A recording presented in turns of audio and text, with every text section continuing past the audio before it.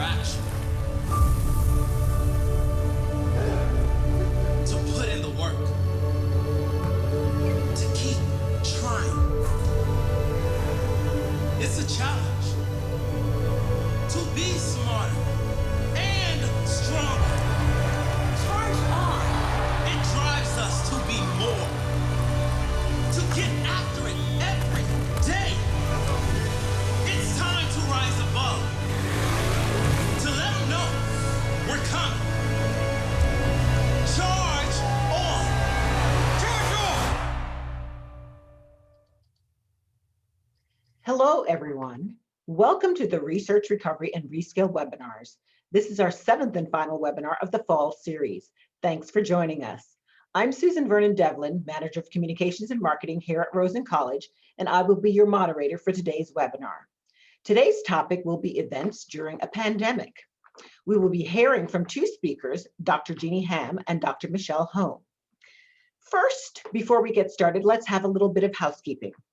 Attendees, we will use the question and answer feature during this webinar, not the chat feature. So put your questions there and we will get to them throughout the presentation and more likely at the end. If your question is the same or similar to a question that has already been asked, we may skip it. If we don't get to your question, rest assured, we will try and contact you after the webinar to answer your question. There will also be a few polls during this webinar, so look for those. And now I would like to introduce our presenters for the day, Dr. Michelle Holm and Dr. Jeannie Hahm. Dr. Michelle Holm holds a PhD in Hospitality Management from Rosen College of Hospitality Management and a master's degree in Hospitality and Tourism, also from Rosen College. She has over 12 years of experience in the hospitality industry, specific to event management and food and beverage operations. Dr. Holm held various management level positions in country clubs and worked for a destination management company in Orlando. She also owned her own wedding and special events company. Dr. Jeannie Hahm joined the Rosen College of Hospitality Management in 2015. She earned both her master's degree and her PhD in Hospitality and Tourism Management from the Rosen College. Dr. Hahm has industry work experience in hotels, vacation ownership resorts, and conferences. Dr. Ham's research interests include film-induced tourism, sense of community of event attendees, destination image and marketing, and consumer behavior in tourism and events. Dr. Holm and Dr. Hahm, take it away. It's your presentation. Hello, everybody. Welcome, welcome.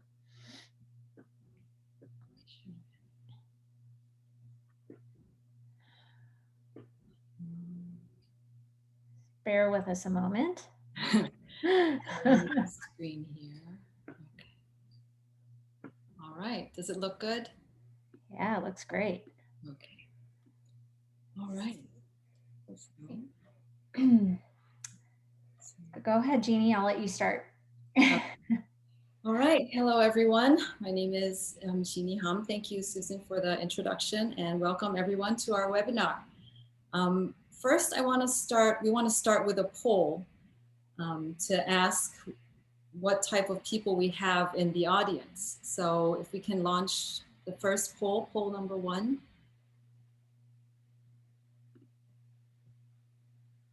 All right, so are you a planner, a supplier, or other? None of the above. Right, so let's see. Voting, lots of planners. Yeah, lots of others too. I see others. we have some faculty joining us today, so I assume you account for the others. All right. That's good to know. Yeah, good to know. So we have about half are planners and 39% are other, very little suppliers. Yep. So I guess we can end the poll. Mm-hmm. So good to know. All right. Okay, so let's start our presentation. So first here, I have an infographic that basically shows the impact of the event industry to the economy. It has a huge impact, and this infographic shows that the amount of jobs that the events industry creates, the amount of growth it creates, the amount of value it creates for businesses. It's massive. However, due to COVID-19, as with other industries, we had to stop. Our events industry is all about meeting and gathering and getting together, discussing together, networking together. However, COVID-19, due to that, we were advised to not meet, don't gather. So it was a huge blow to our industry, and the right side of this infographic shows that the losses that we've had, the loss of jobs, the loss of revenue, the loss of all the businesses. So it has been a huge, it has had a huge impact to our industry for sure.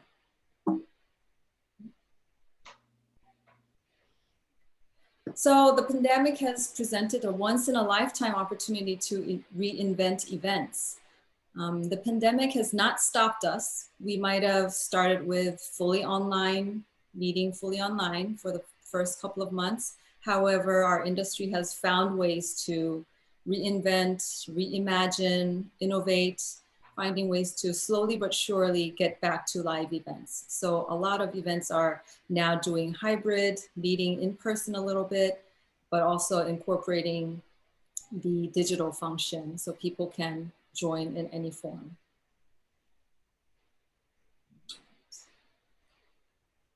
Okay, so here are some key insights.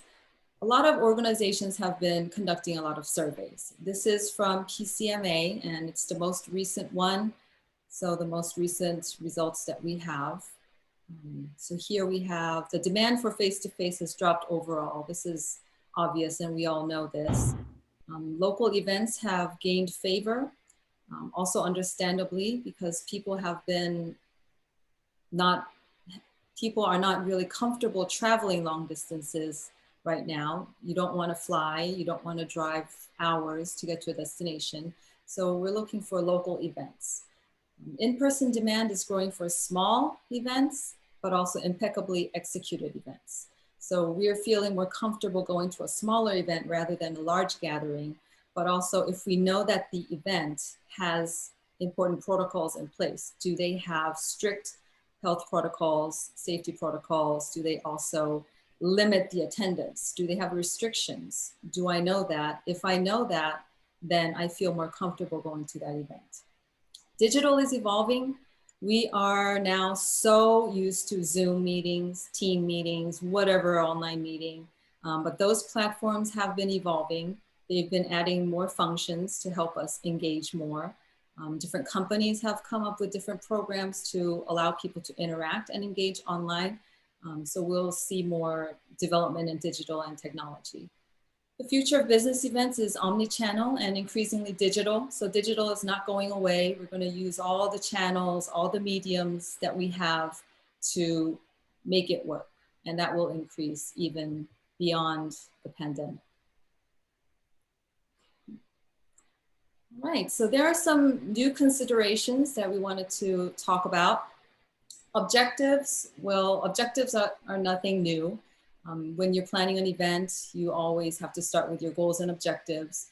In this case, what we're talking about is we have to think differently. You can't just think, oh, this is how we used to do it. I want to do it this way. Why aren't they letting us do it? We have to figure out why we were doing it that way. What were the objectives of that event? What were the objectives of our reception? Why were we doing a lunch? Why were we doing a buffet? Once we know the objectives, then we know maybe there's a different way of doing it. What were we trying to accomplish through this? Is there a different way, a safer way to do this, and change it? So we have to be flexible. We have to be flexible in our planning. We have to understand the venue standpoint, the hotel standpoint, all the rules and regulations that they put in place. We have to understand, yes, we need to abide by that. The venues have to understand the planning cycles have gotten shortened.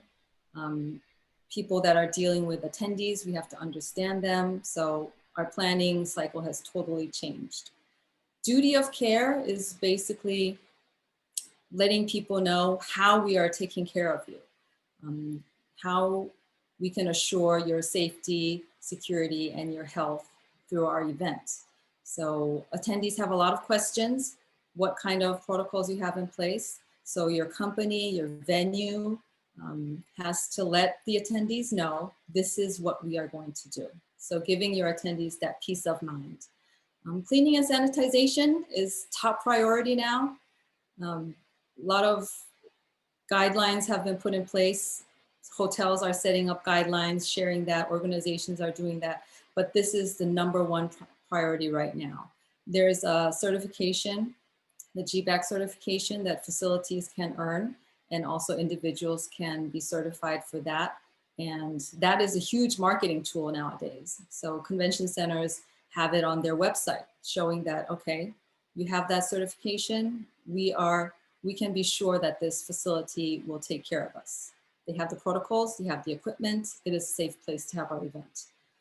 Code of conduct is basically what is acceptable and not acceptable behavior from the attendees. So letting them know these are the expectations, this is what you are going to be required to do. You have to wear a mask, or we're going to do social distancing. We're going to ask you to wash your hands constantly, you know, all of those things. And you can also set those guidelines and have attendees opt in before the event. Emotional intelligence, now we're really thinking this is very important. We know during this time we learned that mental toughness is very important. We have to know how to understand people and the psychology. So that it has become a huge part of understanding the attendees and how things are working.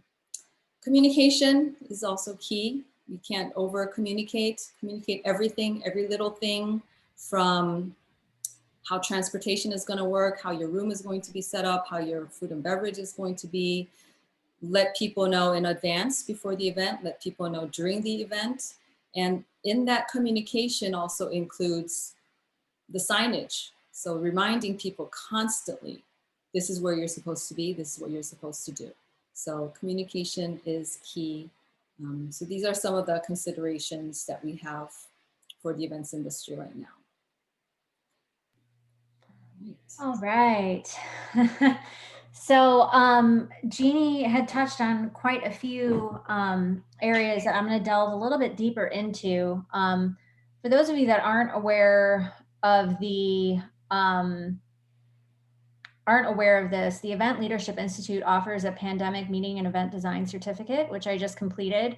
It is a fantastic course. Highly, highly recommend it. If you're a member of MPI, you get a discount. So a lot of the content that was generated for this presentation came from what I learned in that course and additional research that Jeannie and I had conducted, you know, over the past several months. Since things have started kind of going back to normal, not necessarily for everybody, but we're finding that as Jeannie had mentioned, the key is really to be adaptable. You have to adopt a growth mindset. We can't go into, you know, meetings and events now thinking the way that we thought about it prior to March. You know, if you stay stuck in this fixed mindset, you have to have the mindset of a child. You know, what do we do? How do we start from scratch? And in order to do that, you have to understand that there are going to be waves of this pandemic. Right now, you know, we went through a big wave over, you know, the spring. It lulled a little bit in the summer. We're getting into winter and fall. We're going to see another wave. Waves are considered disruptors to the planning process. So your ability to be able to manage a production workload, you have to be able to mitigate impacts of those waves whenever you're planning your event. Flattening the curve of disruption is key to building live events. So there's a series of channels that we use to reach or engage with people when we're considering planning live events. You know, if these switches turn on or off, essentially, there's a triad of decisions that need to be flipped, and we need to think about them in terms of their impact on design and safety. So with regard to government actions are the first switch. There's no way you can produce an event if there's bans on it happening. So if you're hoping to go live, you know, do your research in the destination, narrow down your targets. That's the first step, and then decide where you want or need to be, you know, based on your demographic. We do have a lot of planners here. This is part of the reason we asked this poll, is to determine, how many planners we actually have in the audience, as well as, I know a lot of suppliers as well advise some of their planners on some of these things when it comes to site selection and that type of stuff. So everybody will play a role in this at some point. Some other things you want to consider: how responsible is the location to get stuff under control? Look at the trend. How long has that destination been in its current situation with regard to where it is with, the explosion of cases? How quickly have they been able to get it under control in the past? So we're looking at previous waves. Who controls what as a government? In the US, you can't just look at US as a national government in terms of regulations, or even state. We have to look to local ordinances, local municipalities, and what their regulations are. So really what we're looking at with government is current outbreak scenario, their past outbreak response, and the speed of outbreak control. Client appetite, client as in the host, the organizing host, is the second switch. So it's going to follow government rules by effect. So there's a trickle down situation here. It starts with government, that impacts the host. So statistics are showing that big tech industries probably won't be going back to live until June 21 at the earliest. So the notion, though, of appetite for meeting live varies greatly depending on the group. So corporate versus Smurf. Okay, with corporate, there's labels on what they want to avoid. With Smurf, it's based on trust, okay, with the venue and your vendors. Corporate is starting to understand virtual a lot more because of some of these tools that Jeannie was mentioning in her previous slides that are coming out and how the technology is evolving. Nonprofit, association, education markets, they have a vested interest in the well-being of others. So optics of causing harm through an event makes each of those markets risk averse in terms of their willingness to take risk. The third switch is the appetite for audience needs or desire, okay, to be on site. So you have to have a critical mass of people, but it also needs to be profitable as well. If you're going to spend the money to do something on site, it has to be profitable. The client sentiment is likely to be driven by the audience sentiment. So if their attendees feel safe, if their attendees want to do it, the client or the host organization is going to want to produce it. So how attendees are feeling is likely to determine whether or not a client will be willing to produce the event. So taking the temperature of the audience on a regular basis, conducting surveys, doing focus groups, interviews, those types of things. When we talk about needs assessments from a strategic viewpoint, you really need to consider those broader elements in your design now. Anticipate what people are going to feel, who's going to come, and how you frame that audience sentiment. That's going to be key. In terms of adaptability, and deciding whether or not you're going to be virtual, hybrid, hub and spoke, omni-channel, what are you going to use? You really, really need to be intentional about what it is that how you want to design the event. So continuously experiment and be open to real-time adjustment. Okay, increase the number of events you're doing. For example, if you want to, for example, still host a live event, trim the fat. Okay, trim the fat off of the event, your live event as it was. What needs to be hosted in person and what doesn't. What doesn't, move it to virtual. What does, host live, and maybe do that same event 18 times over the course of a year with smaller subsets of your audience market. New audience mindsets, there's great variation in what people are thinking about the pandemic. We're going to talk more about this when we get into the social contract, but each person is living through their own lens. As a team, in terms of planning, you're responsible for monitoring these mindsets. So, learning to manage the variation of comfort level that your audience has is going to be the hardest part of all of this, because that is also going to vary. Some people may have considerations in their household or, with childcare that will impact whether or not they can attend or want to attend.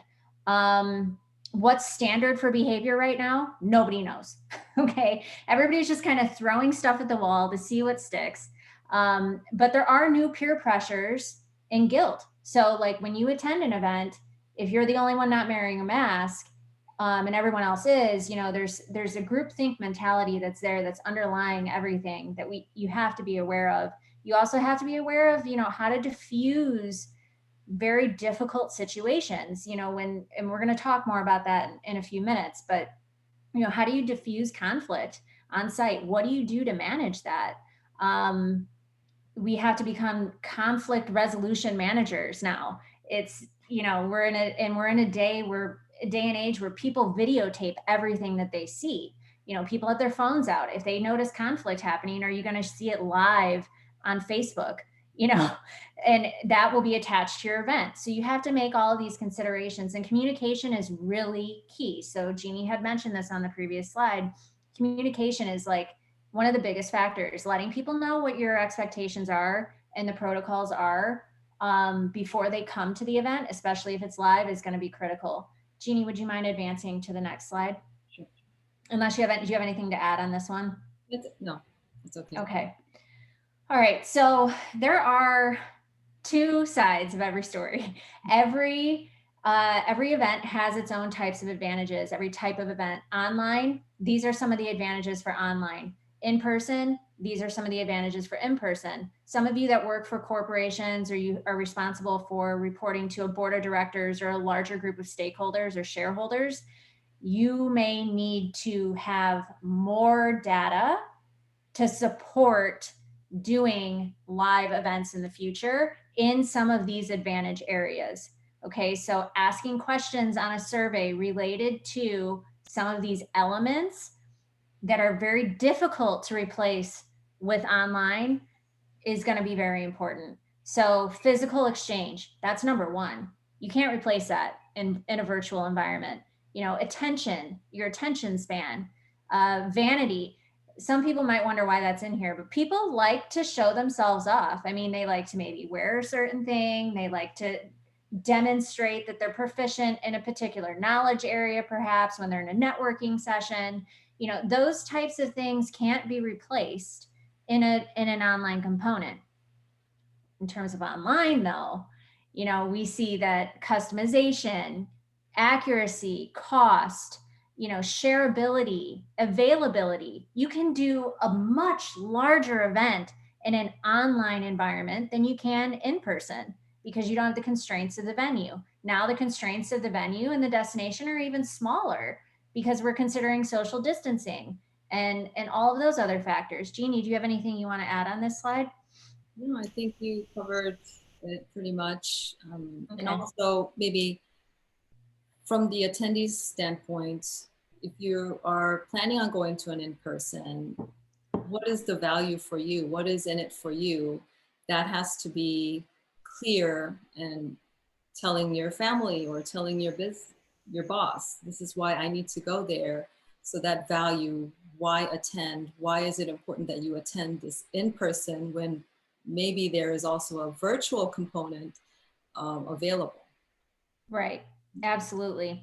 Conducting business, I know a lot of us in this industry, especially the events that we go to, are trade show based.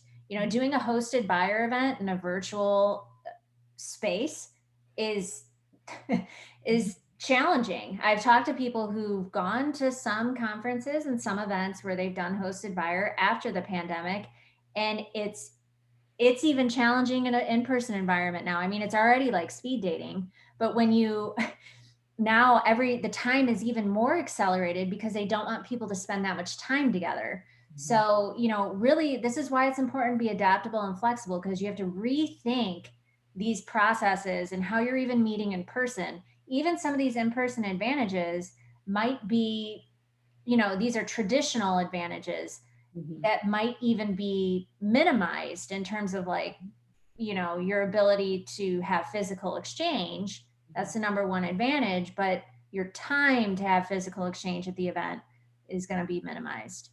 Okay, Jeannie, do you want to move to the next one? Sure. Okay. So one thing to be aware of here, you may be thinking to yourself, well, what's my traditional timeline for planning an event? Conducting your needs assessment, developing your strategy, your goals and objectives, all of that. your production window, we traditionally see, your timeline for planning, and your decision-making timeline, they're roughly equal. I mean, your planning timeline is probably, I would say, like, I don't know, I'm just going to throw out a number, 60%, and your decision-making time frame, between sending out RFPs, going to contract, all of that might be 40%. And then you go to contract, and those production timelines are smaller. Now we're seeing that venues and suppliers, and some of you might be able to speak to this later in the presentation when we open it up for questions, but we're seeing a trend moving toward under 30 days to make changes to contracts. Contracts are being rewritten. They have to be, because we have to continuously adapt and change with what's happening in the marketplace. We don't want people to cancel events, so we have to be more adaptable in our contracting. So give yourself a shorter cancellation time frame, shorten your production timeline, and that'll lengthen your decision-making timeline. So the amount of time that you have to be able to make a decision will be longer. The amount of time, in essence, that you have to be able to adapt and develop a new strategy or implement plan B will be longer now. Okay. So we also have to consider the economic slowdown. Okay. So some warehouses are being consolidated. When we talk about vendors and we think about all of our suppliers, there's little to no labor efficiencies anymore. There may no longer be trucks running around that could just pick up something because they're out, okay, and they're out in that area, and they could just pick it up because it's available. That may not be the case anymore. You can't get things to a venue as quickly maybe as you used to be able to. If inventory does sit, however, sometimes vendors and suppliers, you can speak to this, what we're seeing is that some vendors are bringing down their costs in order to get the product moving. So essentially, you want to design to what's there, available, and close, so that it can help you to create an impactful event that meets the bottom line. The most foreseeable risks to people in the property we need to look at risk and risk assessment in a new way. Okay. So we have all of our traditional risks, right? The true management of risk starts at the top of the production pyramid. So the number one priority, ask yourselves the question, how do we handle identifying risks? You have essentially four pathways. You can accept the consequence, which, you prepare for lawsuits and you roll the dice. Okay. That's one way. You transfer the risk to another party by insuring against it. You can cancel if it's a high risk area. That might be your only option. You might be forced into that pathway. Or you can reduce risk negative effects. The last two is where we're going to spend the most of our time. Ultimately, you want to get yourself into a point where you can reduce the risk negative effects and mitigate as much as possible, so you can continue to produce the event that you had originally planned. Figuring out how each risk will be handled is important to determine for design and outcomes. So put it into a hierarchy based on its potential to do harm. So the damage it will cause and the likelihood of it happening. Number one, risks and threats need to be mapped out.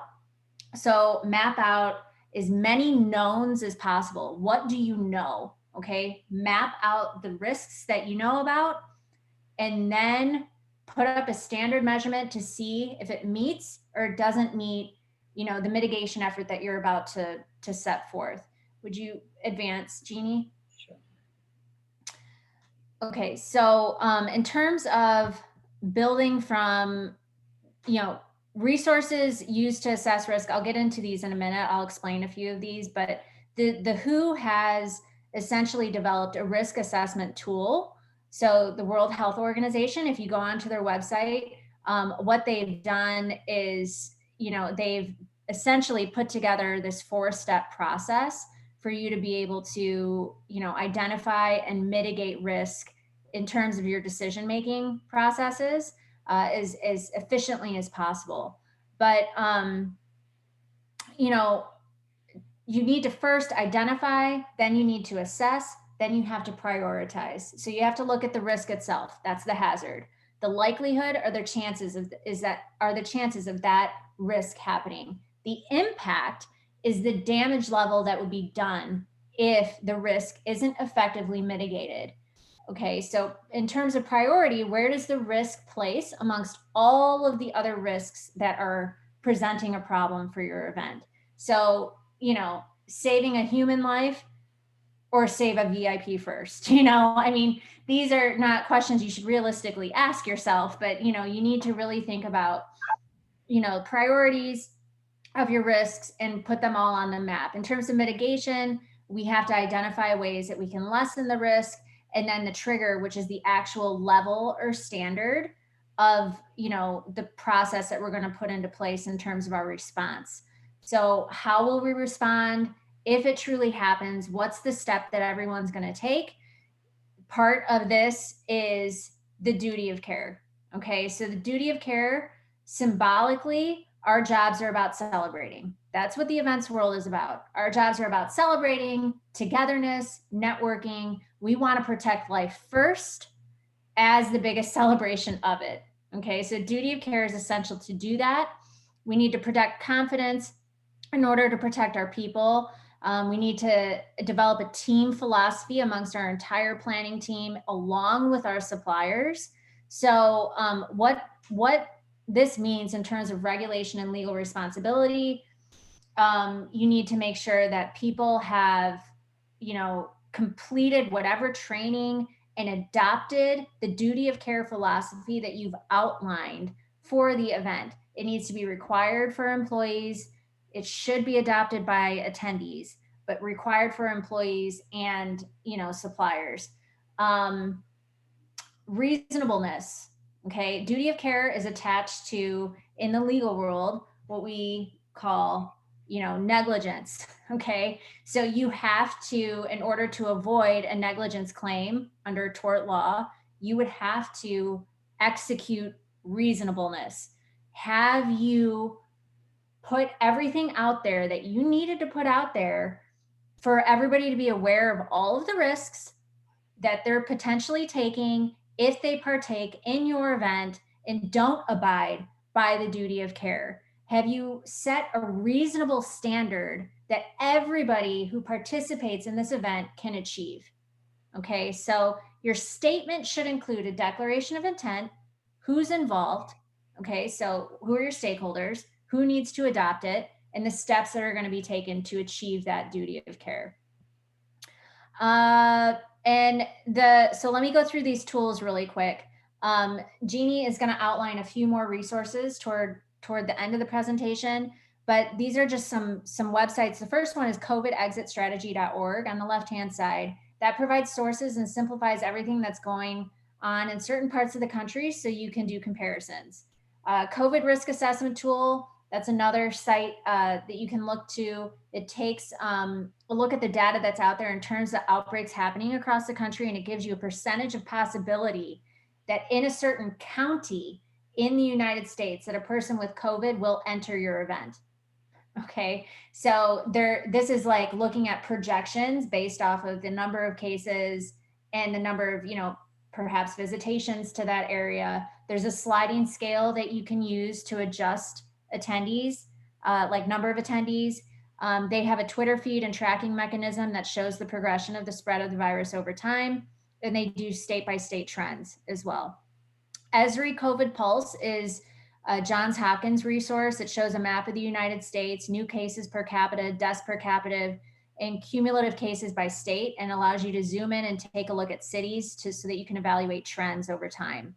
There really isn't one perfect tool.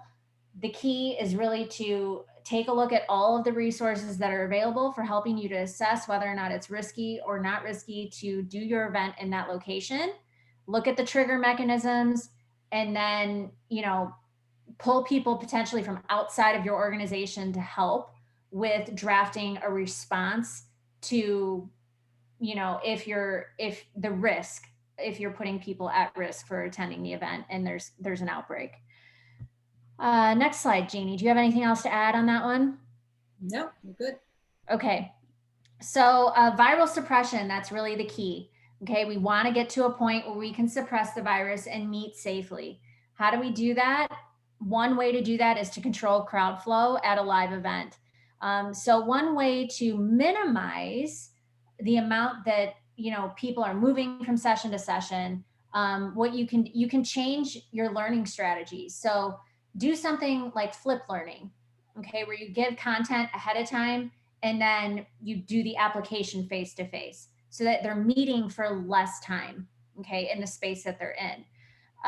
You can create a progressive learning tool. You can invest in the tech up front so that you don't have to recreate the wheel, and track progression of what people know and or are learning. Use a quarantine bubble, okay? Take 15 to 20 people, split them into small groups, and the bubble moves together from session to session. Uh, Avoid a cognitive backlog whenever possible. People, especially with virtual experiences, when you give too much at once, the brain could potentially lose everything. So put things into small bites and then release it. Allow for digital to be in its own space. Okay, so allow extra time between the in-betweens of sessions. Let the bubbles, maybe if you do move people in bubbles, let them work on their own. Have private workspaces, so maybe people can work in tents outside if they want to. Some other things to think about is contactless. Okay, so Convene has a whole video. PCMA came out with a whole video on doing implementing contactless experiences to minimize the amount that people are touching things and touching people in a live space. So like at home, you can do registration, event gear, digital docs, access keys, daily surveys. And upon arrival, people can drive themselves. They have health checks, pre-shuttle, okay, specific drop zones, pre-shuttle size, in terms of like, you can make sure that there's only X amount of people on the bus. Doors open and automatic doors, doing badge retrievals with QR codes, or even those bracelets that Disney has. Make everybody wear those instead of badges, so people don't have to pick up badges at registration. In terms of your program, restrooms this is why it's important in your site selection process to look at what new processes venues have implemented to minimize contact between people on site. So maybe they have sensors now, or privacy curves, counters at the door to tell you how many stalls are open before entering the restroom. Wireless networking, having virtual business cards, gloved handling, guest shipping, point of sales, use wireless options. In terms of follow-up, do surveys and implement contact tracing, so that people can report back if they do get sick after the event. You want to make sure that you're tracking that and reporting that to the health department. In terms of flow for the event, have your welcome kit. So educate your attendees, okay, ahead of time. Have your welcome kit, do it virtual, lay out the expectation on what's changed from previous years so they know, okay, that communication plan is really important. There needs to be signage that attracts attention to whatever you're wanting people to do. And you should have human reminders. So we all have seen the people that help to move people, the monitors that help to move people between sessions. Now you need extra people. So you need more resources. And all those people that are part of the process need to have buy-in in the process. Have room monitors also control one-way flow and reiterate hygiene. Okay, stop heavy flow past people. You want to also, when you're inspecting a venue, look to see where there's any potential areas for guests to interact with the public. You want to try to reduce that as much as possible. Also, you want to allow for extended cleaning time for between sessions. You want to make cleaning as visible as possible to reassure people that you're doing what you need to be doing. Okay. And you're protecting them, and you're executing that duty of care philosophy. All right, next slide. So this is from our friends over at Court. Okay, they are doing these booths. This is an example. These COVID checkers. These are great tools for on-site. You want to try to have a screening area, one or multiple screening areas. I mean, depending on how many people you have coming in. Put it outside of the main area or even in the parking lot. I mean, utilize the space that's available at the venue, all of the space, inside and outside. With these, it's important to try to rent these types of booths, in my opinion, because privacy and HIPAA is now a consideration that you have to think about. Okay, so you want it to have space where people get moved to, that's discreet, you know, if they test positive or if their temperature is high or something like that.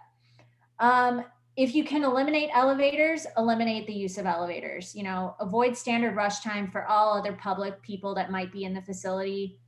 Encourage stairs for health reasons, like get your cardio going, you know, like, you know, make it fun.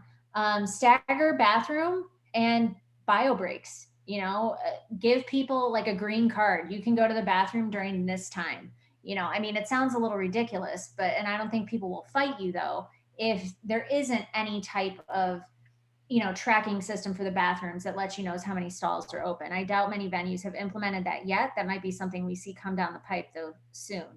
Lessen group movements between sessions. Okay, move the presenters instead. That will help. Try to do as much as you can outside. If you can reasonably do it and the weather is good in Florida, this is more challenging, but during the summer months and rainy months especially, but there are ways to do that. You want to map lines as well, like for where potential areas for congestion might occur. I want to talk a little bit about food and beverage. I think this is becoming it's a common misconception that people are starting to form about food and beverage being served safely at events. Okay, so the risk of transmission through contaminated food is very low. It isn't the food that's spreading the virus, it's the people that spread the virus. So congestion around food and beverage areas can create, you know, a super spreading situation. Many of you have probably seen at some of the live events that have been going on around Orlando, there's plexiglass in front of, you know, attendees that might be cafeteria style, and they're handing out, you know, food to people. You can maybe do like mobile drink orders to avoid people standing in line at a bar, you know, that type of thing. So I want to point that out, that food itself isn't necessarily the transmitter, it's the people surrounding the food. So consider crowd flow when you're designing food and beverage. Next slide. Okay, so this is all pretty, we've covered some of these things already. I'm going to try to move us along here pretty quickly, but you want to think about the fact that there's skeptics, okay, and there's the cautious people. So you need to establish a chain of command within your team in terms of who's in charge. If somebody has a concern, or, you know, somebody falls ill or something like that, who from the Department of Health is in charge, or who's your health representative in that destination that's in charge. And then we also need to think about, you know, the people. Okay, so we have people that are there that may attend, you know, they may be cautious about wanting to attend because they're afraid. So you have to be upfront and very clear about what it is that you're doing. Again, in your communication, everybody needs to wear masks. We're going to be cleaning in between presenters, things like that. You know, will your presenters how will they be mic'd? You know, like how are we going to reduce the risk of transmission between the presenter and the audiovisual people? You know, wearing gloves, wearing face shields, wearing the masks. So how do we manage dissonance? Because really the skeptics are the ones that are the problem causers in most cases.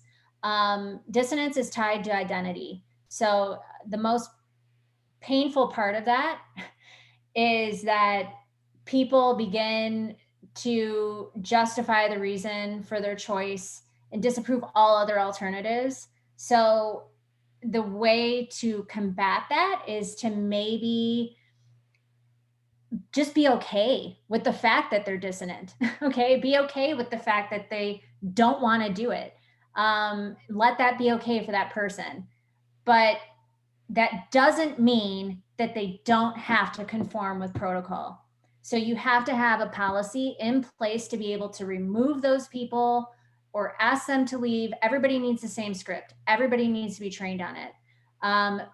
Provide perceived allied voices. So those who found a commonality with you, but also come from a dissonant group, so that the dissonant people can shift more easily. Like, this person was dissonant, but they've adapted, have them speak about it and why they've adapted.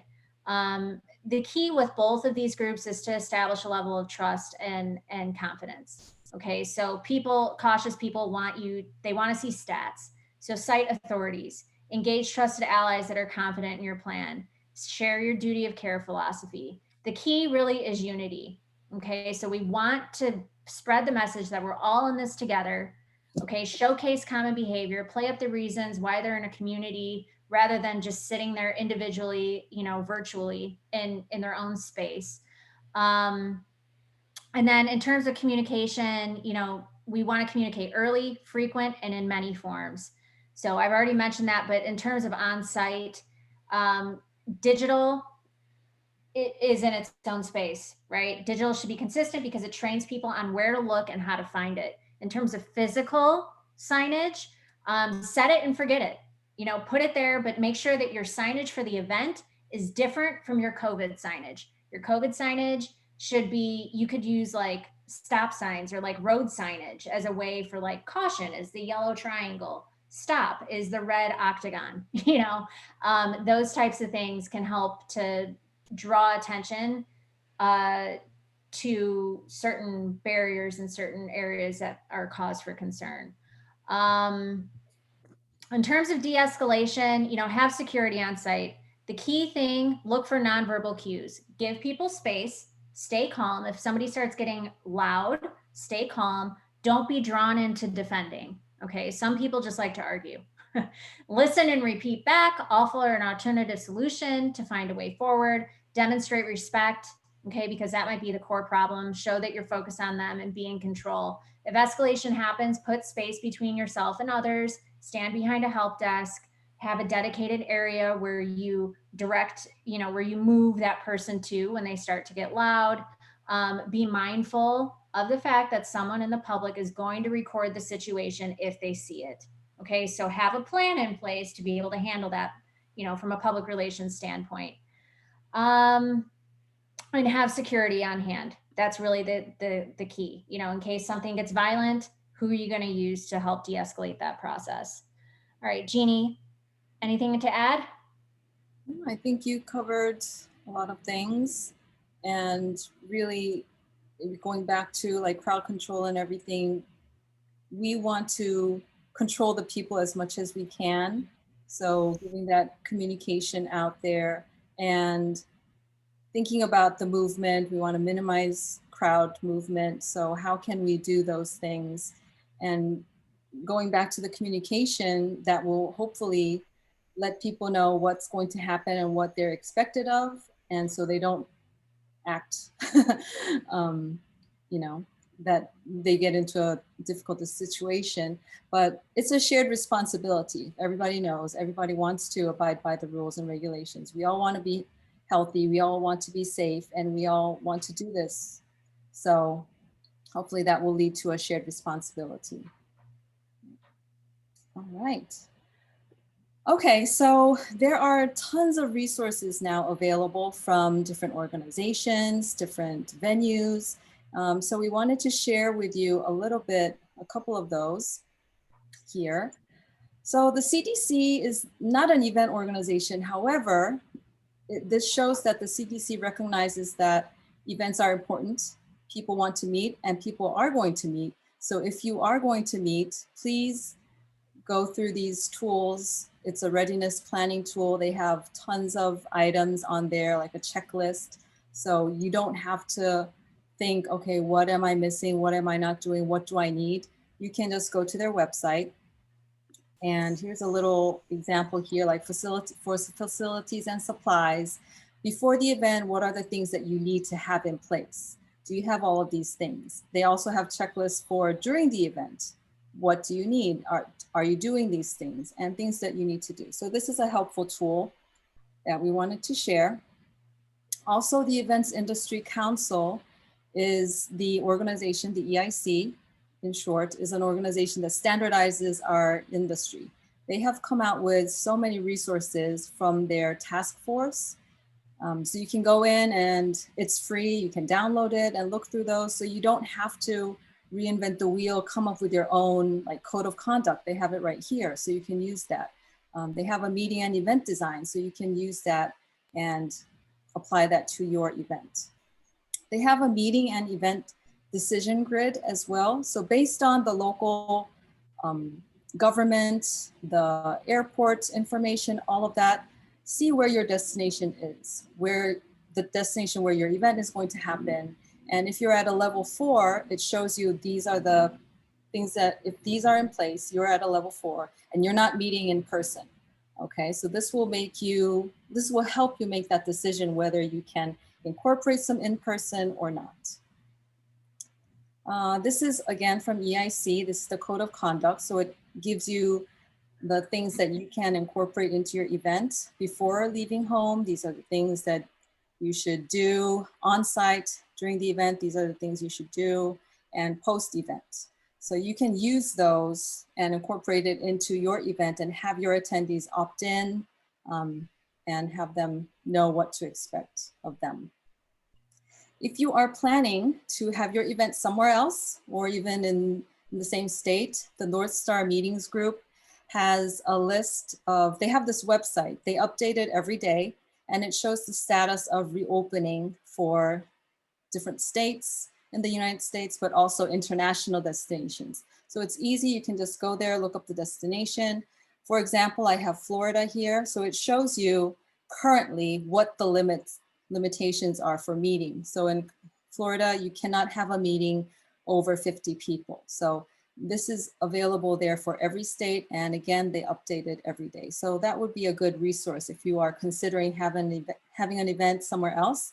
Like if you're having a large event, a hybrid event, like a hub and spoke model, your main event, maybe if it's in Orlando, you can have people less than 50 to get together.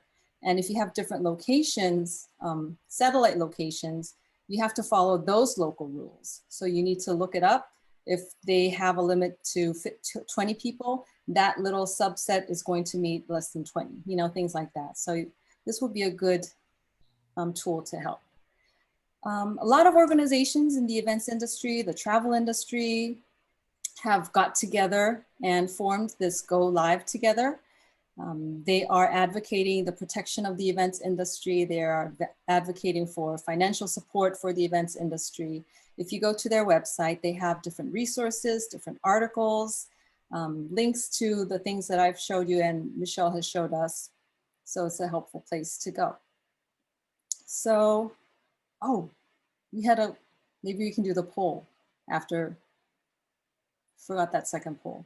But let me close this and then we'll launch the second poll. There's a lot of information out there. We tried to trim it down, narrow it down, but it was not easy.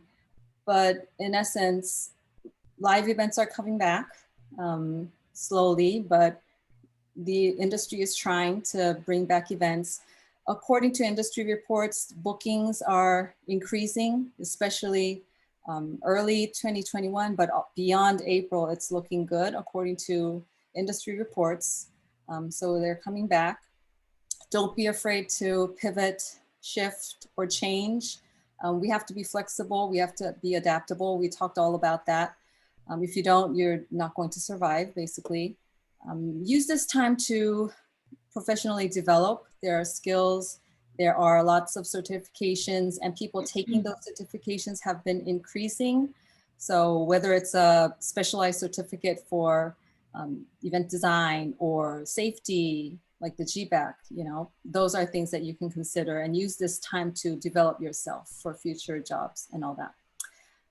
In the end, stay positive. Yeah, for sure. Yeah, for sure. We are social animals. We need to meet. We're going to find a way to meet, and it's going to happen. We're doing that. So it's only going to get better. So we have to stay positive.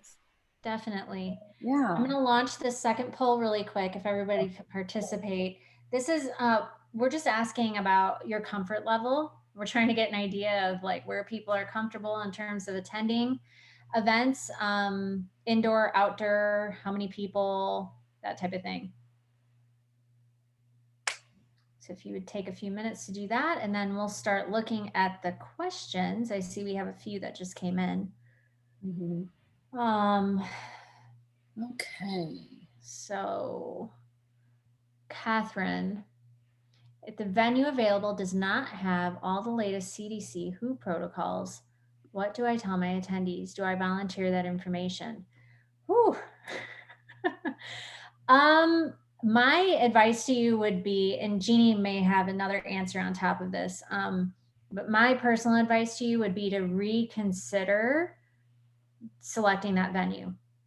From a planning standpoint, if you are going through the venue procurement process, now site selection, RFPs, all of that is going to contain a whole separate list of questions. It's going to contain a whole separate section on cleanliness, safety, CDC protocols, all of that. And I believe Apex is actually redesigning some of their standardized forms for you to include that information in RFPs that go out to attendees. So, okay, we'll share the results really quick. 1 second. So it seems like most people are comfortable with outdoor events of less than 100 people. Oh, so that's fine with the trade show. Yeah. Thank you guys for answering that poll.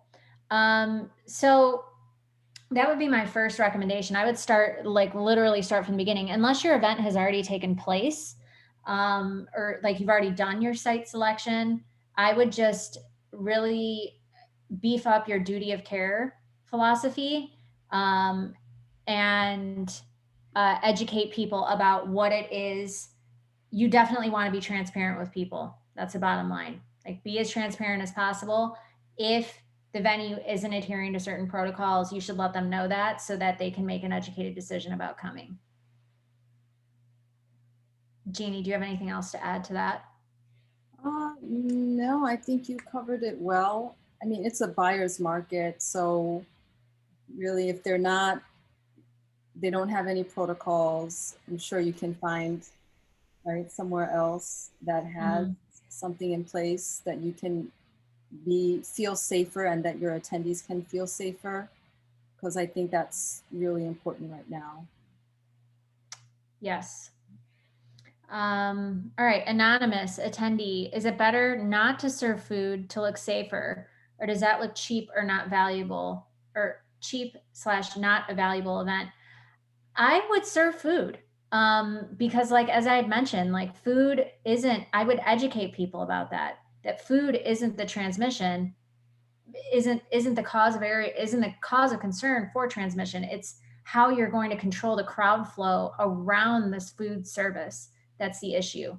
So I would serve food if you can. And, venues are doing a lot of different things now. I mean, they are coming up with, so many creative solutions on what can be done with food service. I mean, beyond just box lunches, we're talking about smaller portion, prepackaged little meals. I mean, it's amazing, especially even with buffets, things are behind plexiglass, or things are on, risers in different areas. Things are pre-portioned, food walls, those types of things are becoming common just to minimize congregation around food. So I would serve food. Yeah, I mean, what's an event without food? So serve food, figure out ways to do it. Like Michelle said, different ideas, different packaging. These catering companies have become very innovative and creative with what they can suggest. So talk to them, see what they can do. And if you're doing it on your own, figure out a way to do it safely. Serve it to them if you feel that is safer, and not having people move around, keep them in their place, and then, or have them go outside. And while they're outside, you can place it on where they're sitting, something like that. So for sure. But yeah, think creatively. Professors, if we can get to the one last question really quickly, Okay. from Sharon, because we've hit the 1 o'clock hour, and so we just want to make sure we get to her question really quickly and then we can sign off.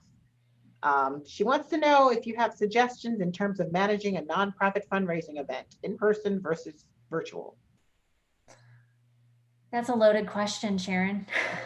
I feel like that warrants a one-on-one conversation because it really, I would say it really depends on your stakeholders and what they're wanting to get out of the event.